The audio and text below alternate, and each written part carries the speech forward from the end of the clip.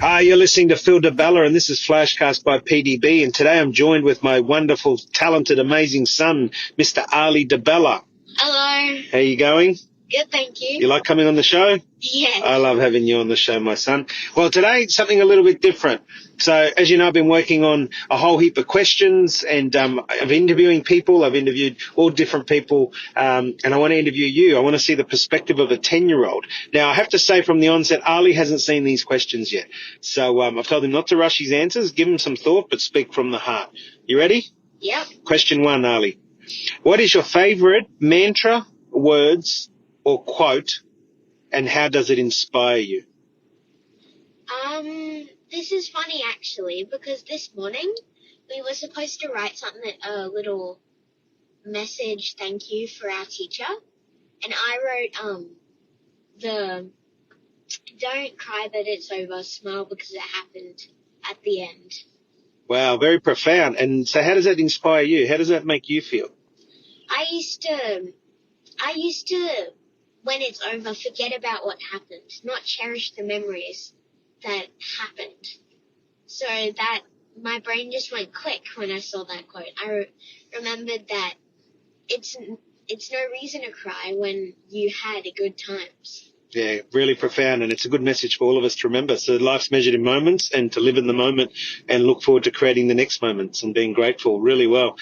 Arlee, number 2, if you could solve one problem in the world, what would it be and how would you go about it? Well, there are many problems in the world, I wouldn't like to admit, but we need all the help we can get. I'd say declare all the rubbish in the ocean. They're off the top of my head. By 2050, there'll be more rubbish in the ocean than fish. Scientists found a turtle that was dead by rubbish, and they found so much rubbish in its stomach that it couldn't eat, so it just died of starvation. Yeah. And there's plenty of that happening, and it's good. They're obviously talking about that at school, which is great, but it is a big problem, plastics in the ocean especially. How would you go about cleaning it up? How do you think, people, and obviously it doesn't have to be big things. If everyone does a little bit, it all helps. But what's a message for the listeners that you can say how they can help and make sure that we don't get rubbish in the ocean? I'd say if you live next to a creek, I know my school does, just either build, I'm not going to go around like Trump saying build a wall around it, but either do that or just pick it up.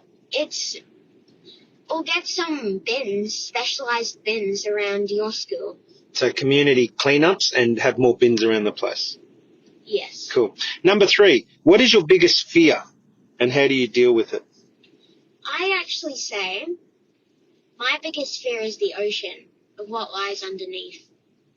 And how do you deal with it? I'd probably say that I know that there's no possible way for me to get lost in the ocean without anybody seeing me or finding out. So is that when you go to the beach, is that why you don't like to go too far out and you stay where you can stand? Yes. Okay. And that's all common with a lot of people. I'm a bit like that. I don't like to swim too far out in the ocean. I'm confident in the ocean, but I don't like to swim too far out, because I like to be in control. So interesting.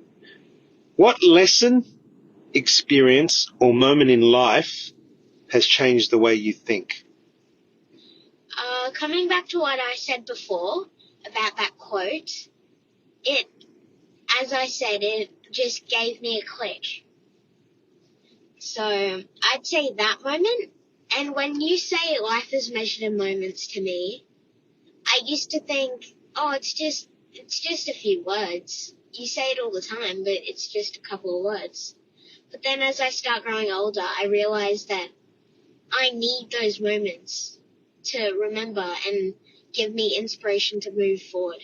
Yeah, and that's very profound. Remember, sometimes you just blow me away, son. 10 years old, and that's why I said there's lessons to be learnt from kids of all age. And I say this all the time that you and Arnika have been one of my greatest lessons ever, from babies right through to growing up, and no doubt many more moments. Because seeing the world through the eyes of kids is so profound and different. So what a beautiful message, and I'm proud of you, mate. Number 5. And the last question, I want you to finish this sentence. When I leave a room, I would like people to... I would like people to say kind things about me, because a lot of people act kind, but they don't be kind on the other side of the door. Yeah. So I would like them to talk kindly around when I'm not around, not just act polite for the sake of it and not ruining reputation. Yeah, what a great answer. So you value authenticity. You want people to be kind, not act kind, which is a great lesson in itself, what you're saying, right? Because a lot of people do just act kind, and then as soon as somebody leaves a room, they start talking about them, which is one of my pet hates, but it's also something that's not fair to the person who's not in the room. And what I don't like about that is that it's not authentic. You want somebody to tell you if they like you. You want somebody to tell you if they don't like you, or at least you don't want them to act like they like you, but they don't. True? Yeah. And you see this happen a lot, right? Yes. So tell me, we're getting close to Christmas. Are you excited? Yeah. What do you love about Christmas? Christmas, I don't really like presents. And it's not just because I'm going through that phase when my parents go, oh, it's time you got some clothes. Or mostly my grandparents say that. But it's not just because I'm getting gifts. It's because our family usually doesn't, everyone's busy in our family. Mum and Dad are working on the coffee commune. Annika's cooped up in her room, so she's studying. And so that just leaves me all alone. So I feel like Christmas is a way we can actually get all together without a bother. Yeah, it's a very good time of year, isn't it? Because obviously, as you know, I take all school holidays off, and that was the request from you and Annika. Please make sure you take school holidays off when you start a new business, which I promised you. But it is a great time for everyone to hit the pause button and get together and spend quality moments and time together, isn't it? So it's great that you value that. I value it too, and I look forward to it. And a great message for all the listeners out there: make sure you spend quality time with your children. And if children are listening, make sure you spend quality time with your brothers, sisters, and parents and families and grandparents, especially after the 2020 year. Make it all about family. Life is measured in moments. You've been listening to Arlee DeBella and his answers to the 5 questions. An absolute honour, Arlee, to have you on the show. I really love it. I really enjoy it, and I'm sure that the listeners get a lot out of it. And I encourage the listeners to get their children to listen to this. And one of the reasons why I have Annika and Arlee on the show is so that children can get a different perspective, and us as parents and adults can get a different perspective. So, Arlee, thank you as always for being so amazing. Thanks, Dad, for having me here. Okay, you've been listening to Philip DeBella and Arlee DeBella, and this is FlashCast by PDB. Until next time, go and be the best you can be.